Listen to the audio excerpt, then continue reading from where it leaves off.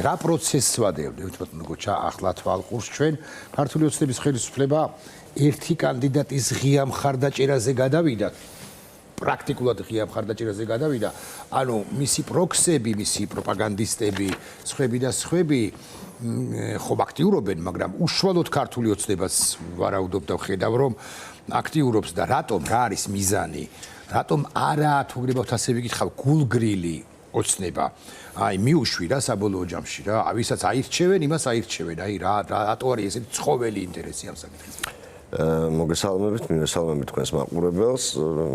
დიახ, რაღაცა პერიოდამდე ალბათ ეკლესიის თემა იქნება ძალიან მნიშვნელოვანი ჩვენთვის, ყველასთვის, განსაკუთრებით იმ ადამიანებისთვის, ვისთვისაც მნიშვნელოვანი არის ამ სახელმწიფოს სწორი ვექტორით განვითარება, რა თქმა უნდა, იმათთვის, ვისთვისაც ეს ასე არ არის დანახული პროცესი და აი უკუღმართად დანახული პროცესი მიმაჩნია ის, რასაც აკეთებს ქართული ოცნება. აქ არ არის მხოლოდ ინსტიტუციასთან ბრძოლის მომენტი, აქ თუ წინარე პერიოდს გავიხსენებთ, იყო პერსონასთან ბრძოლის მომენტიც, იმიტომ რომ საქართველოს მართლმადიდებელი ეკლესია თავისი ავტორიტეტით იდენტიფიცირებული იყო ილია მეორესთან. 49-50 წელიწადი პრაქტიკულად, როდესაც მართავდა და ეს არის უპრეცედენტო პრაქტიკულად, არა თუ საქართველოს ისტორიაში, არამედ მსოფლიო ისტორიაშიც გაგვიჭირდება ალბათ. მსგავსი ანალოგის, მსგავსი მაგალითის დამსახურება ბუნებრივადაც მოვიდა ეს ავტორიტეტი, გარდა იმისა, რომ პატრიარქმა ელია და სწორად ეს არის იყო ივანიშვილის პრობლემა და არის ივანიშვილის პრობლემაც, რომ ქვეყანაში არსებობდა ინსტიტუცია და პერსონა, რომელიც იყო მასზე უფრო დიდი გავლენის მქონე. მიუხედავად იმისა, რომ მთელი ამ წლების განმავლობაში, განსაკუთრებით 2013 წლიდან მოყოლებული, ბიძინა ივანიშვილი ეცადა აი სკრუპულოზურად თითქოს, რომ მაქსიმალურად მოეხდინა საქართველოს მართლმადიდებელი ეკლესიის დისკრედიტაცია და ამ შემთხვევაში ეს დისკრედიტაცია უშუალოდ იყო პატრიარქის დისკრედიტაციისკენ მიმართული ნაბიჯი, ხო? მაინც ვერ შეძლო ეს საბოლოოდ. და ჩვენ ვნახეთ ეს, რომ ვერ შეძლო, თუნდაც პატრიარქის გარდაცვალების შემდგომ განვითარებული პროცესებით, მიუხედავად იმისა, რომ ხელისუფლებად წოდებული ეს გუნდი შეეცადა იმას, რომ რაც შეიძლება ცუდად მოეწოდებინა ქართველი ხალხის დამოკიდებულება პატრიარქის მიმართ და ისიც კი ეთქვა, რომ ესენი ქართული ოცნების აქტივისტები არიან და ამით შეურაცხყოფა მიეყენებინა პირველ რიგში პატრიარქის ხსოვნისთვის და რა თქმა უნდა იმ ადამიანებისთვის. მთლიანად ხალხი, აი 9 მილიონი 700.000 კაცი ხო. ვინც გულწრფელად ნამდვილად გამოვიდა ქუჩაში თუ ვიღაც არ გამოვიდა ქუჩაში არა აქვს მნიშვნელობა, მაგრამ ეს მაინც იყო პირველ რიგში ვიმეორებ ბიძინა ივანიშვილის ბრძოლა პატრიარქის წინააღმდეგ და ეკლესიის როგორც ყველაზე ავტორიტეტული ორგანიზაციის წინააღმდეგ და ამ წუთას რა პროცესიც მიდის, რა თქმა უნდა ეს ავტორიტეტი გარკვეულწილად იქნება უკვე ერთგვარი აი ახლა ეკლესიაზე როგორც ინსტიტუციაზე ესე ფოკუსირდა უკვე ილია მეორის ავტორიტეტი და შესაბამისად აი აქ ვინ მართავს პროცესს ივანიშვილისთვის ესაა მნიშვნელოვანი. აქ არ შეიძლება მისთვის რო პროცესს მართავდეს ვინმე ისეთი, რომელიც შესაძლოა პიროვნულად და არც მოხდება ეს, რომ გაუტოლდება ილია მეორეს, მაგრამ უკვე ინსტიტუციონალური ცენტრი საქართველოს მართლმადიდებელი ეკლესიის. სწორი სიტყვა, ღერძი. ხო, დამბალანსებელი ქართული ოცნებისა ალტერნატივა შეიძლება თქვა ზუსტი სიტყვა არ არის, მაგრამ ასევე ავტორიტეტული შეიძლება შეიქმნას და ბიზნეს ვის და ბიზნეს ეს არ უნდა. რა თქმა უნდა და თან უყურეთ ჩვენ ხო ვიცით საქართველოს ისტორია გადასარევად, ხო? მიუხედავად იმისა, რომ ბოლო 14 წლის განმავლობაში ქართველი ერი გარკვეულწილად კოგნიტურ დისონანსის პირობებში ცხოვრობს და უამრავი რამ დაავიწყდა ხო ჩვენ უნდა ვთქვათ რომ საქართველოს მართლმადიდებელმა ეკლესიამ საუკუნეების განმავლობაში იკისრა ქართული სახელმწიფოს კულტურული და სახელმწიფოებრივი იდენტობის როლი. როდესაც ჩვენ არ გქონდა სახელმწიფო, როდესაც ვიყავით დაპყრობილები და ასე შემდეგ, ხო? განსაკუთრებით ეს მე-20 საუკუნის 10-იანი წლების მიწურულიდან ჩანს კარგად, როდესაც კირიონი ხდება, კირიონი რომელსაც მოიწვევენ, ხო? და რომელსაც უამრავ 8 თვე იყო საბოლოო ჯამში პატრიარქი, მაგრამ ამ 8 თვის განმავლობაში უზარმაზარი წვლილი როლი შეიტანა ამ ქვეყნის, უბრალოდ მის მიერ ავტოკეფალიის გამოცხადება, ხო წინ უსწრებდა საქართველოს დამოუკიდებლობის პროცესებს უსწრებდა წინ. მაგრამ აი ამ ვითარებაში ვყურეთ ჩვენ მე რისი მეშინია ზოგადად და ყოველთვის მაქვს ეს განცდა იმასთან მიმართებაში, რომ აი ხშირად ვფიქრობ, რომ რა გვჭირს ზოგადად, აი რა გვჭირს. ჩვენ რა სტოკჰოლმის სინდრომი გვაქვს და აი აქედან გამომდინარე, ხო, რუსეთის გარეშე არ შეგვიძლია ცხოვრება და ახლა აი ეს მოძალადე ვუთანაგრძნობთ. რა გვჭირს? შეიძლება სადმე არსებობდეს, მე ვერსად ვერ ვიპოვე ესეთი რამე, რომ ხალხის უმრავლესობა ამ წუთის მდგომარეობით მართველი ხელისუფლებიდან გამომდინარე ვიტყვი ამას, რომელსაც აი ასეთი პიიტიტი შეიძლება ჰქონდეს დამყრობელის მიმართ. ამაზე გადავალთ ბატონო გოჩა, მანამდე ერთი კითხვა თქვენის ნებართვით. აი ფაქტია, რომ საჯარო სივრციდან ტელეეთერებიდან მათ შორის ისმის ქართული ოცნების წარმომადგენელთა და უფრო მომხრეთა, თუ თქვათ გულახდილები ვიქნების, შანტაჟები, მუქარები სინოდის წევრთა მისამართით თუ მიმართ. ამგვარი კითხვა მაქვს, აფრთხობს თუ არა ეს მათ, ვინცაც შეიძლება მართლა ჰქონდეს პატრიარქობის ამბიცია ამ სიტყვის მართებული კონოტაციით. სულაც არ არის ეს სიტყვა მაინც და მაინც ცუდი კონოტაციით წარმოსათქმელი, ხო, ცუდი სიტყვა. რამდენად თვითკმარი, დამოუკიდებელი, უშიშარი არიან ცალკეული, უშიშრები არიან ცალკეული იერარქები. თუ ტელეეთერიდან, სახელმწიფო ტელეეთერიდან მესმის ყოველდღიურად, რომ იცი და შენ არც უნდა მიიღო მონაწილეობა არჩევნებში. შენ უნდა მოხსნა შენი კანდიდატურა. ხო, ეს ისმის ფაქტია. დიახ. მე კი გაასწორებინებენ ხოლმე, ალბათ უფრო სწორი სიტყვა, მაგრამ მაინც. ამგვარი ფიქრის ხო არა აქვს ცალკეულ იერარქებს, რომ მე თუ ახლა უკან არ დავიხევ, თლად ბიძინა ივანიშვილი გადამეკიდება. და ბიძინა ივანიშვილის გადაკიდება ნამდვილად არ მინდა. თქვენი აზრი. იცით რა არის, მე ვერ შევალ, მე არ მინახავს სინოდი ილია მეორის გარეშე. მე არ მინახავს, ხო? ჩვენ არ ვიცით დამოუკიდებლად რამდენად თვითკმარნი არიან ჩვენი სასულიერო ერარქები, თუმცა ვიცნობთ მათ რამდენიმე, მე მაგას რამდენიმე მათგანს ვიცნობ, ზოგს საერთოდ არ ვეთანხმები მათ იდეოლოგიურ ხედვაში, ზოგი მიმაჩნია, რომ ხო რაღაცას თითქოს სწორად უყურებს, მაგრამ აქვს მეორე მომენტი, რომ ძალიან ჩაკეტილია. ზოგი მომხრია, რომ ქვეყანა ეკლესია განვითარდეს და შეეხიდოს სახელმწიფოს მის განვითარებაში და ამ შემდეგ. მაგრამ უყურეთ, როდესაც პერსონალური არჩევანი დგება ხოლმე, ჩვენ არ გვინახავს, თუნდაც მე არ მაქვს აქ, მოდით მოვაშოროთ თითქოს ეს პოლიტიკურ კონტექსტს კი არ ვაშორებ, მაგრამ მოვაშოროთ მდგენელი იმისა, ვის ცემდნენ ბოლო პერიოდში ქუჩაში, ვიზე ძალადობდნენ.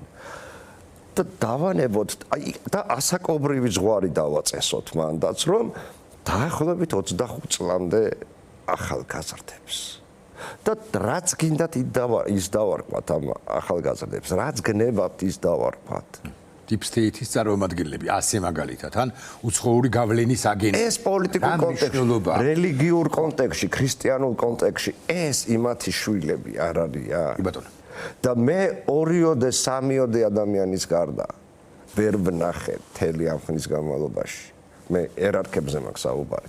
ვერ ვნახე ვერავინ, ვინც ქართულად, ვაჟკაცურად, ქრისტიანულად გამოეკომაგებოდა პროცესს. ეს ერთი მხარე, რომელიც მაფიქრებს ბევრ ამასთან დაკავშირებით, მათ გადაწყვეტილებებთან დაკავშირებით სამომავლო, მაგრამ არ კიდე სხვა მხარე. მათ აქვთ თვითგადარჩენის საოცარი ინსტინქტი. და ეს ინსტინქტი დღეს უნდა მუშაობდეს ალბათ ყველაზე უფრო სწორად.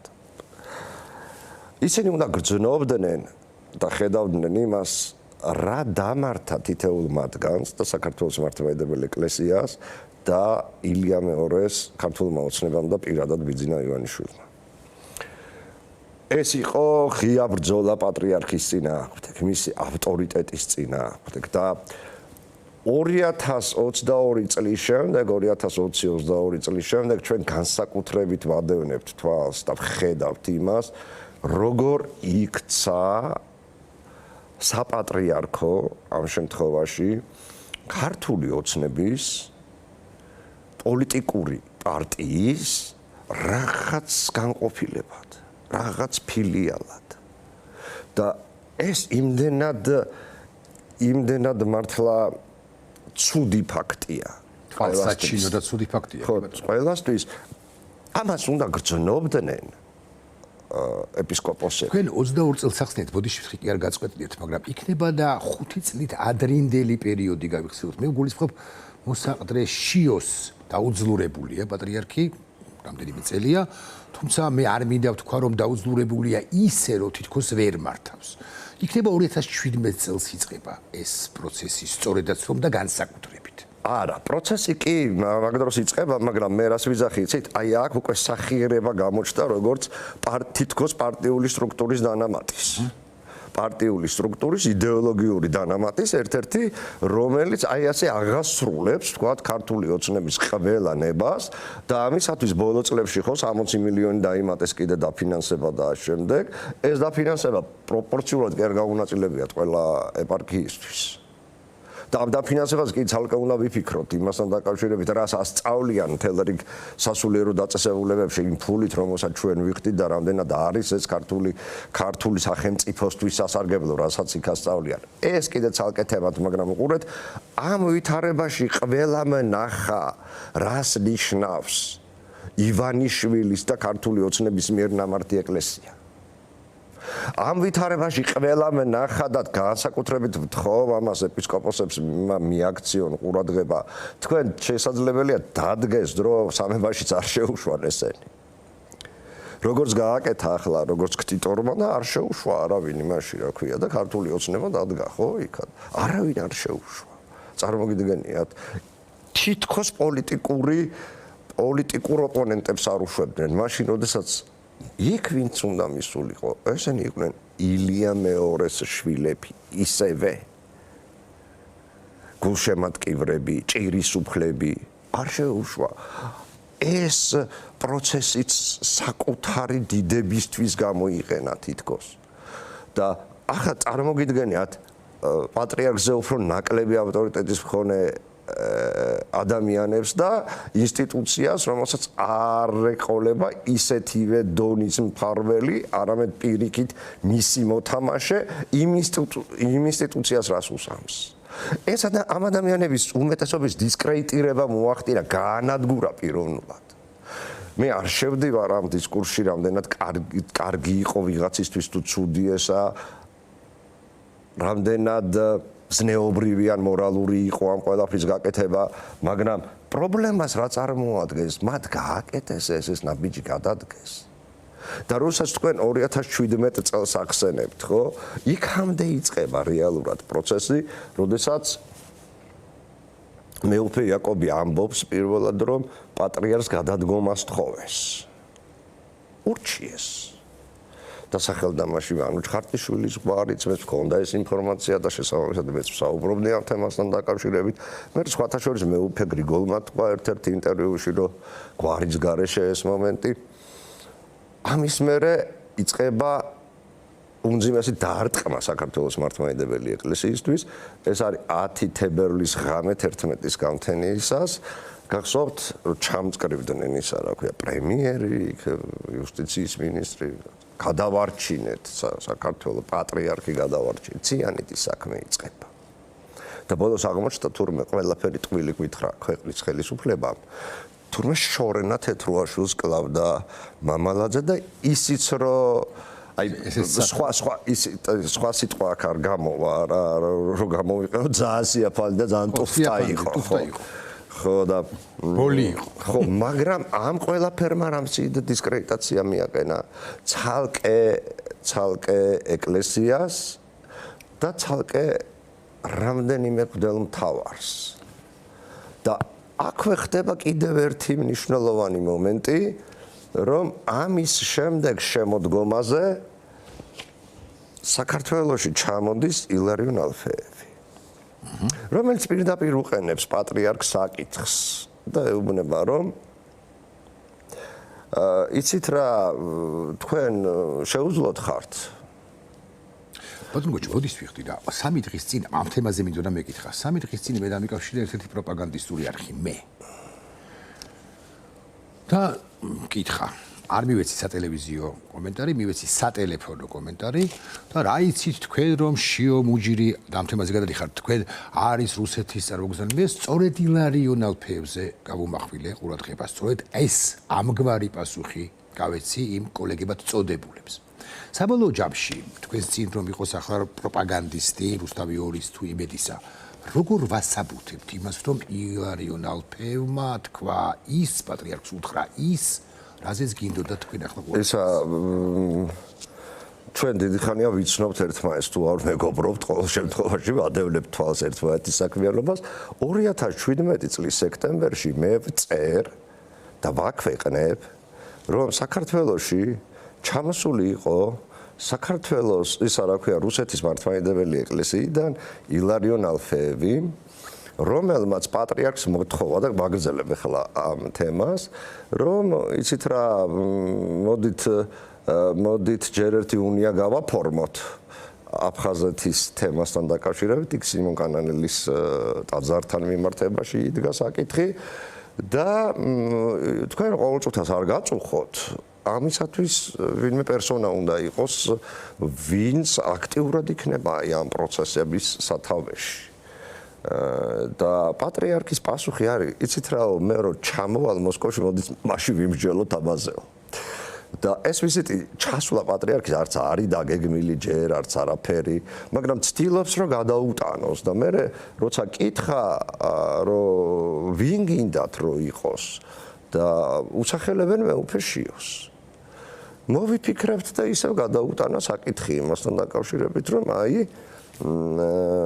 როცა მოსკოვში ვიქნებით იქ ვისაუბროთ ამის შემდეგ ილია მეორე ხვდება რომ არის ძალიან რთულ სიტუაციაში თუ არა და რა მოხდება იქნა დასმული კითხვა თუ არა და ჩვენ ვაღიარებთ აფხაზეთის ეკლესიას ანუ შანტაჟი მიდის პატრიარქი მიაყენეს კედელთან ხო ან ეს გააკეთე შიო გამოარჩიე ან და პატრიარქი მიუხედავად იმისა იყო ქორეპისკოპოსია ხო სამი ქორეპისკოპოსი ყავს ნუ გარკვეულწილად გამორჩეულად ყავს და ასე შემდეგ და მაგრამ აი ეს იძულება მისთვის ძალიან მიუღებელი იყო მიხვდა რომ ეს უკვე პოლიტიკური თემაც არის იმასთან დაკავშირებით რომ აფხაზეთის საკითხი არის შემოტანილი და შესაბამისი არხებით ის დაუკავშირდა საქართველოს ხელისუფლებას და უთხრა რომ იძულებული არის მაგრამ მისგან მოითხოვენ ამ ნაბიჯის გადადგმას.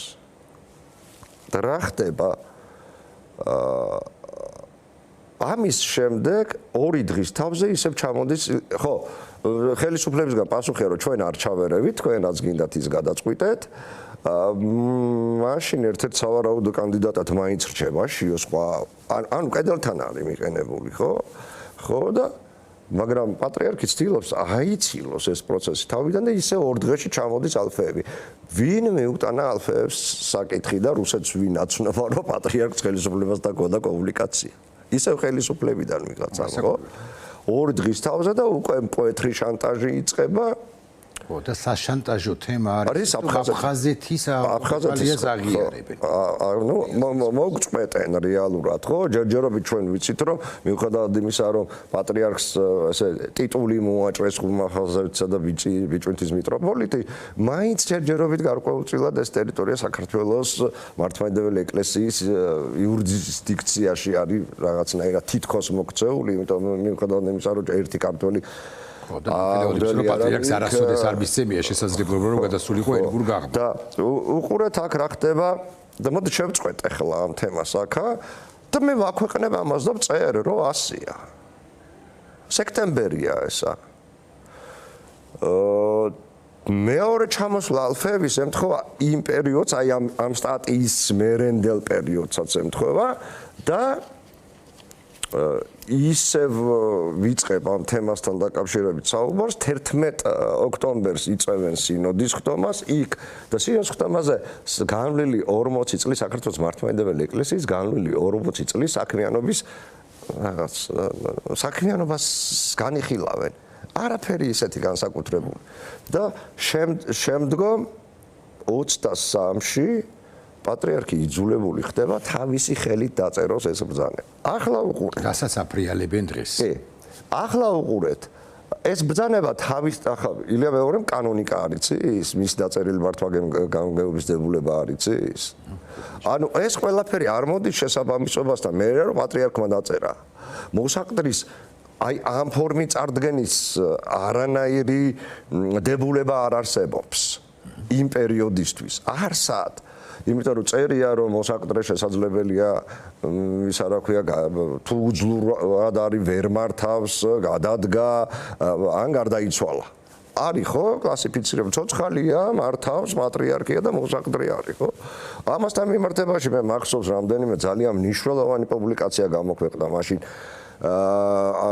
და ერთ-ერთი იყო თუ არ მახსოვს კი მეუფე ზენონს ჰქონდა აი თავიდან ბოლომდე დასაბუთებული რომ ეს იყო არასწორი თქვა კანონიკურად მერე წამოაწიეს ის რომ სინოდმა მიიღო რაღაც გადაწყვეტილება რომ კარგი ესეა ანუ რეალურად რა გააკეთეს იცით კედელთან მომწყვდეული პატრიარქი ის უნდა თქვა ნუგოჩა ალბათ რომ მაყურებელს უთხრათ 367 ჯერო თქვა პრინციპში ოცნების მომხრის თავზე სახარების კითხვას დაემსგავსება ეს მაგრამ უნდა ვთქვათ რომ მოსაყდრე არ არის მემკვიდრე პატრიარქს რომს დომოდა აი ნათლად ვიტყვი თქმა წარმოთქმა სიტყვისა ჩემი მემკვიდრე არის ამ შემთხვევაში შიოა სხვა შემთხვევაში სხვა ვინმე როგორმე ამ 8-9 წლის განმავლობაში 7-დან 26-მდე ხო როგორმე წარმოთქვამდა იცით რას ვიტყვი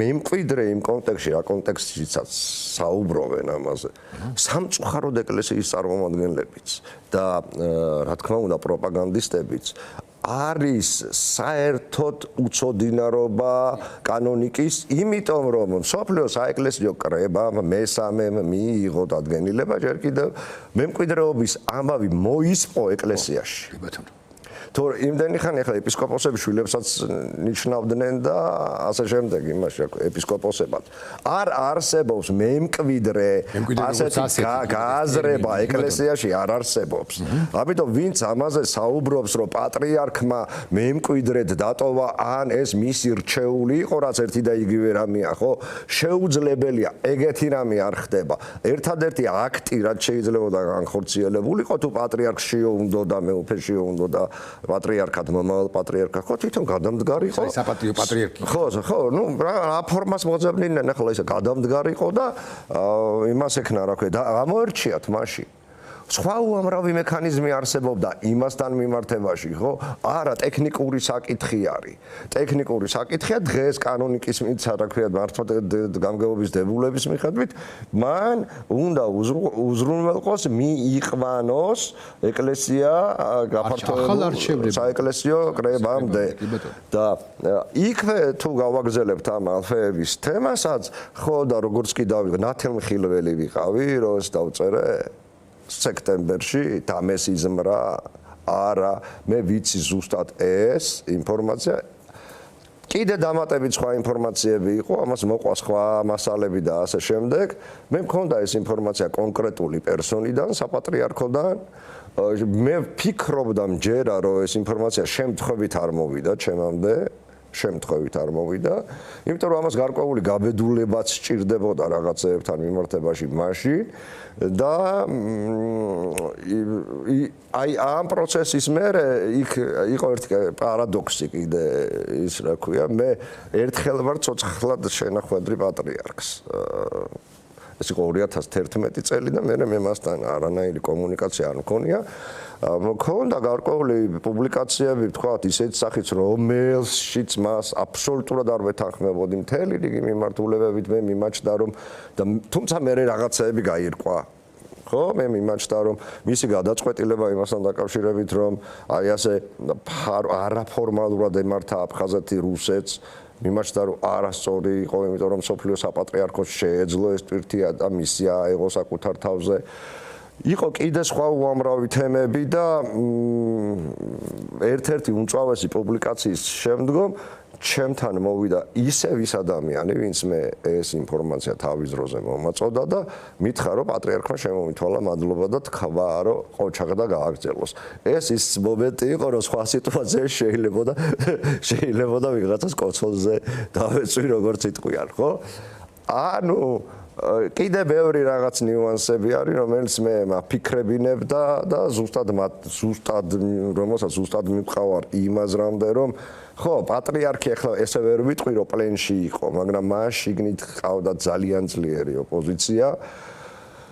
აი, რა მინდა გაგახსენოთ, იცით? ერთ-ერთი მნიშვნელოვანი აქტორი საქართველოს ეკლესიაში იყო წლების განმავლობაში საქართველოს მართლმადიდებელ მშობელთა კავშირი. ამრევები ისაკაძე იყო. სად არიან? მაგის ხელმძღვანელი იყო მეუფე შიო. სად არიან ახლა? ხო. შიო რომ მოვიდა, ყველაფერი კარგად არის ეკლესიაში, შიო რომ მართავს, იმით ყველაფერი კარგად არის ეკლესიაში და იმიტომ არის. ხელმძღვანელი იყო მართლმადიდებელ მშობელთა კავშირი. მართლმადიდებელ მშობელთა კავშირი იყო ერთ-ერთი ის ძალა და იმ ჯგუფში არსებული ადამიანები, რომლებიც მათ თავის დროზე ობსტრუქცია მოუწყვეს ილია მეორეს, რომ საქართველოს დაეტოვებინა მსოფლიო საეკლესიო საბჭო, სადაც ვიცე-პრეზიდენტი იყო პატრიარქი. 90-იანები, კარგად მახსოვს ეგ ამბავი. შემდგომი პერიოდი შიდა დაპირისპირებების, რაც კი იყო, ყველაფერი ამათ უკავშირდებოდა ობსტრუქცია, ვთქვათ. არა, 90-იანების გივოდიშებ ცხადია, 90-იანების ამბავი სამი მონასტრის კონფლიქტის საპატრიარქოსთან, პატრიარქ ილია მეორესთან, სოფლიო საეკლესიო საბჭოს დატოვების ამბავი, მომუკ მაშინ არ იყო. არ იყო, მაგრამ მე ვიძახი იმ ხალხისგან გახდა რაღაცა მაგალითად ძმები აროშვილები, ბორო და სხვები და სხვები, რომლებიც ზუსტად ლობირებდნენ იმას, რომ გამოსულიყო. იქიდან გამოდის აი ეს წინააღმდეგობის ძალა, შემდგომ ჩვენ ვხედავთ ერთ რამეს, კრეტის კრების დროს განსაკუთრებით აქტიურები იყვნენ. ამ დროს პატრიარქს ჰქონდა მიცემული სოფლიო საპატრიარქოსთვის პირობა, რომ ქართული დელეგაცია კრეტაში ჩადიოდა. ბოლო სინოდის ხდომაზე აქ ისე აურიეს ვიღაცეებმა ბრჭყალებში, რომ ისე აურიეს, რომ საქართველოს დელეგაცია არ წავიდა და ამას მოყვა ძალიან სასაცილო რა, რომ რუსეთმა მაშინ ჩვენ გამოგვიცხადა სოლიდარობა რუსეთის მართლმადიდებელი ეკლესია კრეტაზე, იმიტომ არ წავიდა, რომ ქართველები არ მიდიოდნენ. და იქ გამეცინა რასთან დაკავშირებით. იცი, კონსტანტინოპოლში ხუმრობდნენ ერთი პერიოდის განმავლობაში, როდესაც იკრიბებოდნენ ხოლმე, ხო, სხვა ეკლესიის წარმომადგენლები. თუ რუსეთის ეკლესიის წარმომადგენელი და კონკრეტულად ალფეევზე იყო საგარეო მიმართულებას ის ხელმძღვანელობდა მაშინ. თუ ალფეევი დუმს და ლაპარაკობს საქართველოს წარმომადგენელი, ჩვენ ვიცით, რას ლაპარაკობს ალფეევი. აი ამას ხუმრობდნენ ხოლმე მაშინ და ესეთ მძიმე ვითარებაში, რომელიც ეგრა მაგის პასუხია მაყურებელს, ესეთ ვითარებაში ახლა საიდან ვიცით, კიდევ ერთხელ დავუბრუნდები მაგ თემას, საიდან ვიცით, რომ ალფეევი ამ პროცესში ჩარეული იყო, ეს იცის ყველა კეთილსინდისიერმა მიტროპოლიტმა, ეპისკოპოსმა, ყველა კეთილსინდისიერმა საპატრიარქოს თანამშრომელმა და არა მხოლოდ მათ და ჩემთვის აქ პრობლემა არის უყურეთ, პრობლემა შეოშკი არ მდგომარეობს. ილია მეორე შემთხვევაში ჩვენ მქონდა ესეთი რაღაცა, რომ საბჭოთა კავშირი იყო და თქვა საბჭოთა სტრუქტურები გარკვეულწილად მან აკეთებდნენ გარკვეულ არჩევანს და არჩევანი გაკეთდა კერატიშვილსა და ილია მეორე შორის, მაგრამ მან დავაკვირდეთ რა ხდებოდა, ხალხი იყო გარეთ გამოსული. და მაშინ საბჭოთა ხელისუფლების ასე თუ ისე თქვა გადაწყვეტილება ფსონი ილია მეორეზე დაედო და ქართული საზოგადოების ერთმანეთს დაემთხვა. როგორც კი მოსაყდრედ გამოარჩიეს, შიო მე მქონდა დაახლოებით 1-20 კითხვა, რომელზედაც მას პასუხი უნდა გაეცა. ჩემთვის კი არა, საზოგადოებისთვის უნდა გაეცა პასუხი და პირველი ეს იყო რა ხდება ვჩებით ჩვენ რუსულ ორბიტაზე თუ არა. აი ხლა რო იძულებით ვართ და უფრო დიდი დოზით რო არ იყო რუსეთი საქართველოს ეკლესიაში, ეს ისე ილია მეორეს ავტორიტეტი იყო. მაგრამ ახლა რა ხდება რჩებით ისე თქვენ როგორ უყურებთ ამას ჩვენ ხო რეალურად გვინახავს და მოგვისმენია კადრები გვინახავს ხო ეპისკოპოსები ამბიონებიდან რუსეთის როგორ სასარგებლო მისასალმებელ და პრორუსულ განცხადებებს ვაკეთებდნენ ხო აი ეს გვინახავს და იმიტომ ვამბობ მე როდესაც ანუ პატრიარქის საქართველოს კათოლიკოს პატრიარქობა რასაკვირველი ეს არის ქრისტეს მსახურება, ქრისტეს ქადაგება, ქრისტეს სიტყვის ქადაგება. მაგრამ ამავდროულად ფართო გაგებით ხა სუსვამ და მე მგონი პირველ სტუმარსაც ვკითხე ამგვარი აქცენტი გავაკეთეთ, ეს არის პოლიტიკური პერსონა, ფართო გაგებით პოლიტიკური პერსონა. მით უფრო როგორცა ქვეყანაში რომლის ნაწილიც ხსენებულ რუსეთს ოკუპირებული აქვს. რომელსაც ესოდენ სერიოზული ეგზისტენციური პრობლემები აქვს უკვე 2 საუკუნეა. კირიონიც პირველ სტუმართანაც განვიხილეთ, პირველი პატრიარქი ავტოკეფალიის აღდგენის შემდეგ და ბრუნების შემდეგ. მეორეზე რა მოგახსენოთ და მესამე ამბროსი ხელაიას. ისინი პოლიტიკური აქტორები იყვნენ. გავბედავ და ვიტყვი, რომ კალისტრატე ცინცაძეც მერქი და ილია მეორე. ოღონდ აქაც მართლობრივად უნდა გაიგოს, რასაკვირველია ყურებელმა აქ პარტიკულარულ პოლიტიკაზე კი არ ვლაპარაკობ. იმის მომხრე თუ ამის მომხრე. ის ფართო ხედვით, აი რა შუაშია ახლა. როდესაც პატრიარქი ლაპარაკობს დემოგრაფიაზე, ილია მეორე როცა ლაპარაკობდა, ეს პოლიტიკური განაცხადია. მე თქმა უნდა. ბრძანეთ. და მე უყურეთ ზუსტად აი ამ პროცესს ვუყურებ რა. ჩვენ ნებისმიერ სიტუაციაში ახლა მე არ მიმაჩნია რომ კი შიო პრორუსულია ვიღაცისთვის ესეთი ხეა და ასე შემდეგ, მაგრამ ჩვენ გვინახავს უარესი სიტუაციები საქართველოში, როცა ადამიანებმა ქართული საქმე გააკეთეს. აქ პერსონალურ მომენტზე ხო არ არის ახლა შიომი მომწონს არ მომწონს სიტყვაზე და კიდე სხვა რაღაცეები პრეტენზიები მაქვს მის მიმართ მხოლოდ ამაზე არ არის საუბარი. საუბარია ჩვენ მისი ხედვა ვერ დავინახეთ და რაც დავინახეთ ეს იყო სიბრმავე ეს იყო სიყრუე დავრდომილი და იმის რა ქვია ილია მეორეს სიტყვას უსმენ და ვინმე ამ შემთხვევაში თან საჭირო იყო რომელიმე მღვდელთავრისთვის და მოსაყდრისთვის რომ თუნდაც შუაში ჩამდგარიყო და მოწოდება გაეკეთებინა იქ სადაც მის შვილებს სცემდნენ სწორად სცემდნენ თუ არასწორად ხო არავითარ მნიშვნელობა არ იყო და წამლავდნენ რომ ერთი ნაბიჯი გადადგმულიყო ერთიანობისკენ და რა დაპირისპირების რაღაცა ეს დუღილი რაც არის დაპირისპირების რომელიც ყველაზე უფრო მეტად აძლევს ხელს სწორედაც რომ რუსეთს ბარემ თქვი ამას და აი ამ პირობებში მით უფრო როდესაც ვთქვათ მე თუ სხვას გვაქვს ეს მკაფიოდ ჩამოყალიბებული აზრი იმასთან დაკავშირებით რომ ის არის პრორუსული იდეოლოგიის გამტარებელი მე ხო არ ვამბობ რომ FSB-ს საბუთი უდევს FSB-ს საბუთის გარეშე უატარებენ რუსეთის იდეოლოგიას ეს უფრო საშინელება არის ხო იმიტომ სხვა არიციან მაგალითად და ამ დროს მე როცა მაგდა საზოგადოების მნიშვნელოვან ნაწილს ეს პრეტენზია რო აქვს გამოდი და გვითხრი და დაგველაპარაკე დაგველაპარაკე გვითხრ ჩვენც ხო შენიშვილები ვართ ქრისტიანები ვართ ჩვენც ერარქები ვართ ყველაფერს თავი დავანებოთ ეგ თურმე არიციან ეკლესიაში რომ ჩვეულებრივი ქრისტიანიც ერარქია არის მიუხედავად თავისი იმისა რომ მღვდლად არის წოდება ან ეპისკოპოსად და არქიმანდრიტად და ასე შემდეგ და დაგველაპარაკე, გითხარი. რატომ უნდა გითხრა? იმიტომ უნდა გითხრა, რომ ჩვენთვის და სულ ვიმეორებ და არ ვიღლები ამ ფრაზის განმეორებაში. სწორი წამალი, სწორი აღმოჩენა იყო, რაც თქვა დუგინმა. მათთვის სწორი. ჩვენ პოლიტიკური კლასი მუდმივ მოკავშირეებად არ გვყავსო საქართველოში. ჩვენი მოკავშირე ქართველი ხალხია და ქართველი ხალხი ვისთან აკეთებს იდენტიფიცირებას? ქრისტიანობასთან. ეკლესიას ჩვენ გენეტიკური კოდით ვართ უკვე ქრისტიანები. და თუ ეკლესიას ის გიმართავს, თუ პოლიტიკურ პროცესებსაც კი მართავს და პოლიტიკური პროცესის მართვა რას ნიშნავს? ამ შემთხვევაში თუ ეკლესიას აქვს პოლიტიკური ხელისუფლების შანტაჟის შესაძლებლობა, მისი ლეგიტიმაციის შესაძლებლობა.